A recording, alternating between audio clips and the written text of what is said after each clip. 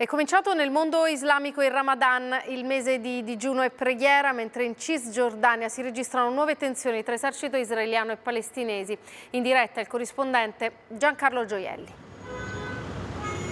È il mese del digiuno e della preghiera, ma è anche il mese in cui le organizzazioni islamiche fondamentaliste chiamano i loro militanti alla lotta contro Israele. L'ultimo episodio, lo ricordavi questa mattina, in uno scontro vicino a nord della Cisgiordania tra Jenin e Tulkarem sono morti 3 militanti della Jihad islamica palestinesi, 4 i militari israeliani feriti, 1 è gravissimo. Noi siamo all'ingresso del campo profughi di Betlemme, qui vivono 14.000 persone, da qui vengono molti dei militanti della Jihad che hanno attaccato. L'ultimo episodio a pochi metri da qua, l'altro ieri un arabo ha attaccato un colono ebreo ferendolo gravemente vicino al cuore con un cacciavite e poi è stato ucciso da un altro colono. È il quarto attacco che avviene, 11 le persone uccise finora fra Tel Aviv, Beersheva e Hamada, 4 città israeliane considerate sicure. La linea può tornare a Roma.